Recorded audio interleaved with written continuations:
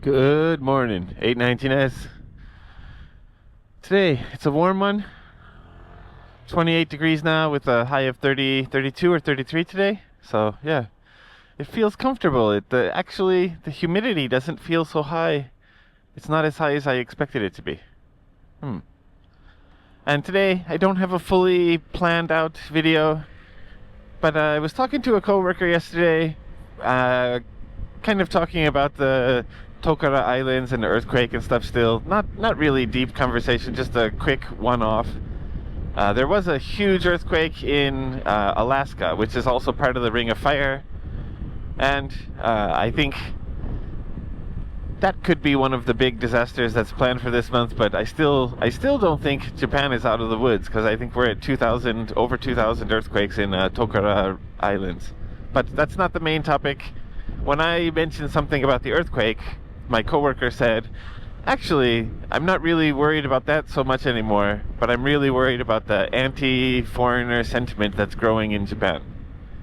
And he mentioned a political party, the Sanseito, I guess is the name of it, and they're starting to gain a lot of momentum and popularity with young Japanese people. And I don't know so much about them, so this is definitely not the reason I don't really want to talk about it so much today is because I haven't had time to read the news or to get more detail into what's going on. But I guess part of their platform is to return Japan to Japanese people, to make sure foreigners don't mess up Japanese culture, for lack of a better description. Again, I'm not completely well educated on it yet. But the thing I will say is it's election season now in Japan, and there are campaigners who stand in front of the station. There's usually a little K-van or a K-truck, or sometimes a full-size van, and there's a speaker on top of it with the politician's name, and they're standing outside with a microphone and giving speeches and sharing their message, and it's just so noisy.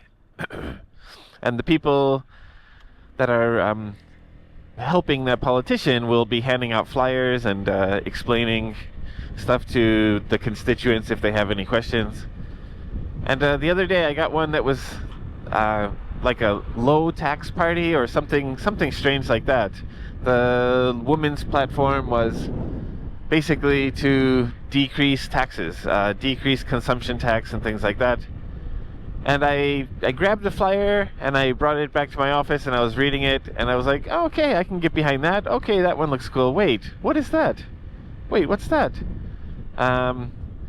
Basically, they want to increase the tax load on people who are non-Japanese, basically foreigners in Japan. Increase the taxes for buying property, increase taxes for health insurance and for residency and stuff like that. And then ordinary Japanese people would pay less tax. And I don't know, I guess it's your country, and if that's what you want to do, go ahead and do it. I've lived here over 20 years, and I've always paid my taxes, I've always paid my health insurance, I've always paid everything I need to pay. I'm not trying to scam the government out of anything, but I think increasing the tax burden on me would really have me thinking twice about how long I could stay here, because I feel like my tax burden is already way too high. Last year, I think it was something outrageous. I, again, don't have the numbers in front of me because I haven't fully planned this one out, but I think it was like 30-some% of my salary went back into the government in some way, between pension, health insurance, and residency tax and other tax. It was a dramatic amount. So I think if they increase the tax burden, it would make life really, really, really hard here.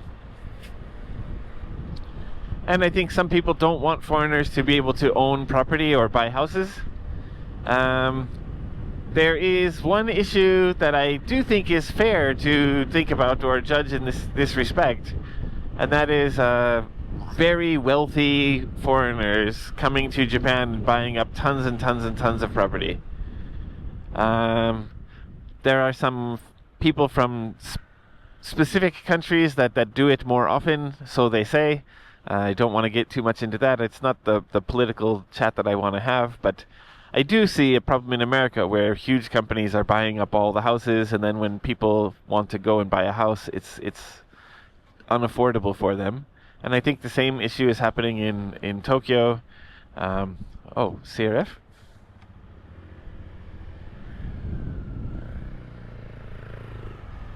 Nice. Good sound, too.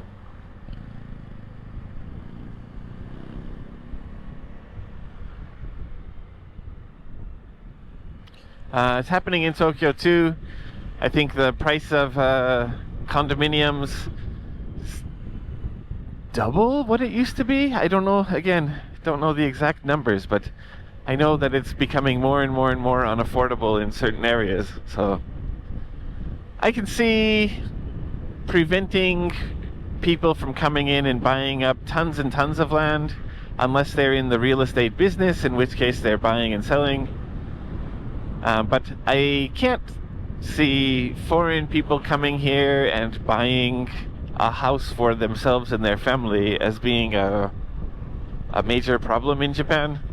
I think that there are 20 million people living in Japan, 20 million foreign people living in Japan, and the inability to buy a home would, I think, drastically cut that number. I know at least 4 or 5 people that own their own homes here in Japan. At least, yeah, that I work with directly. So I think that maybe none of them would have stuck around as long as they did if they had no ability to purchase their own home. So I do worry that some of this is a little bit too extreme, but at the same time I also think there's a pendulum swing or a tick-tock to a lot of these things. Foreigners are great, we want foreigners. Foreigners are bad, they should go home. So it'll swing back and forth over time, and I think if the extremity of the swing gradually slows down, I think everything will kind of work out to somewhere in the center. But yeah, what do you think? Is there an anti-foreigner sentiment growing in Japan, and is it a problem for people who want to come here? Also, do you think it's a problem for people who currently live here? Let me know what you think. I need a little bit more information, so if you can point me in the right direction, I'd like to know. Alright, thank you guys so much for watching. I'll see you in the next one. Ride safe.